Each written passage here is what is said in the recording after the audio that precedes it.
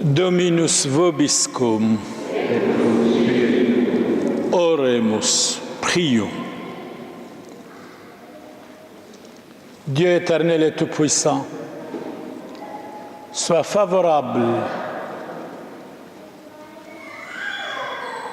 à vos fidèles, multiplie les dons de votre grâce, donne-leur la foi, l'espérance et la charité, pour qu'ils soient attentifs à garder vos commandements. Par Jésus le Christ, notre Seigneur.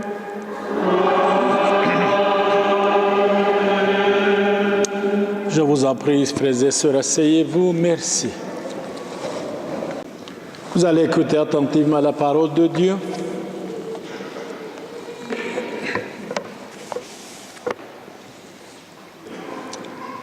Lecture du livre de la sagesse. Si tu le veux, tu peux observer les commandements. Il dépend de ton choix de rester fidèle. Le Seigneur a mis devant toi l'eau et le feu. Étends la main vers ce que tu préfères. La vie et la mort sont proposées aux hommes. L'une et l'autre leur est donnée selon leur choix. Car la sagesse du Seigneur est grande. Il est tout-puissant et il est tout. Il voit tout. Ses regards sont tournés vers ceux qui le craignent. Il connaît toutes les actions des hommes.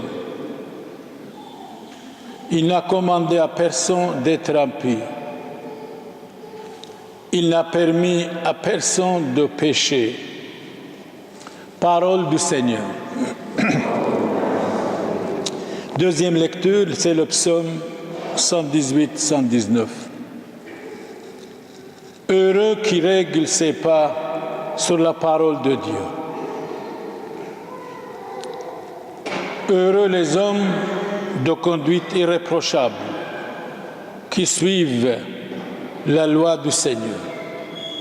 Heureux qui le cherchent de tout cœur, fidèle à ses exigences.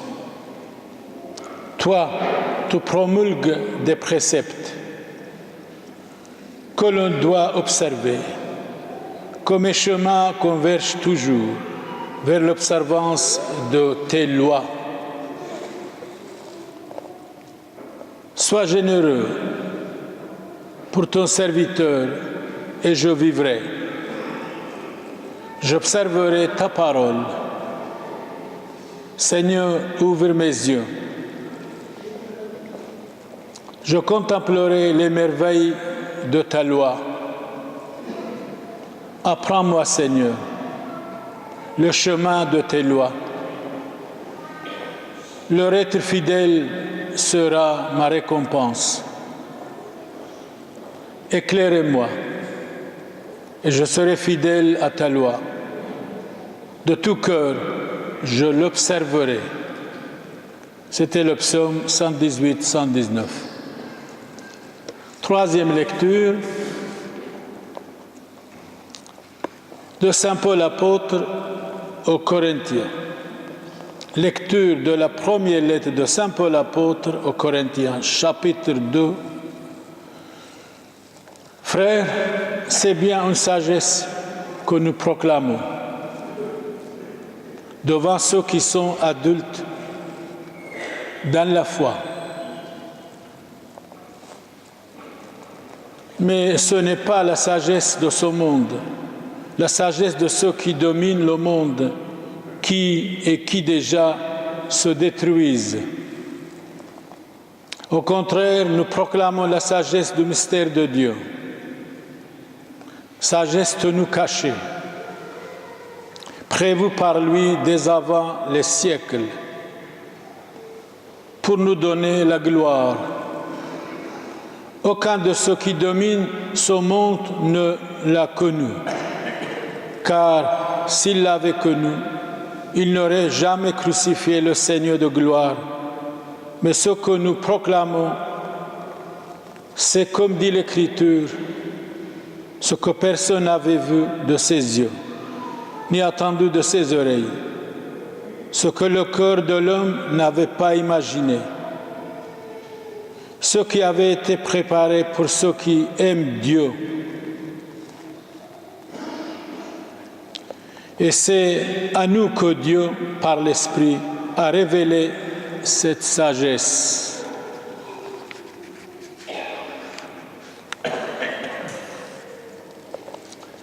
Car l'Esprit voit le fond de toutes choses, et même les profondeurs de Dieu.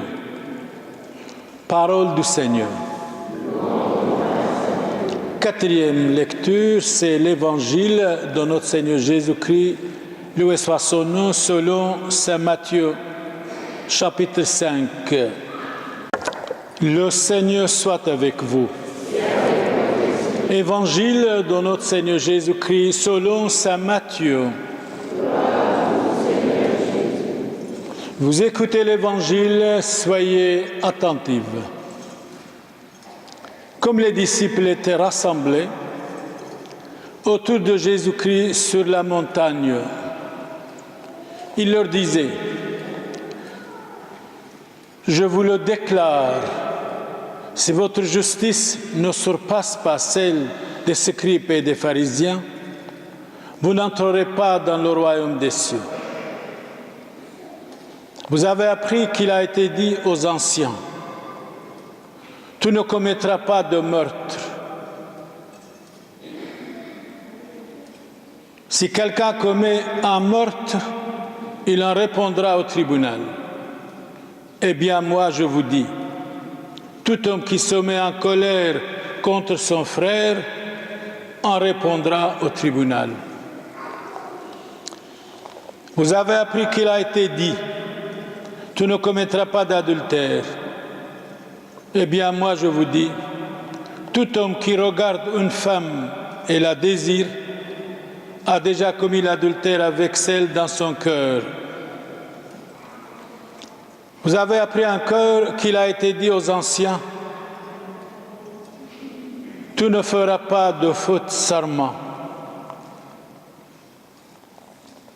mais tu t'acquitteras de tes serments envers le Seigneur. Eh bien, moi, je vous dis de ne pas faire aucun serment.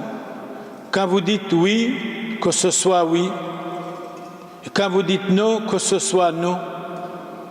Tout ce qui est de plus vient du mauvais. Acclamons la parole de Dieu.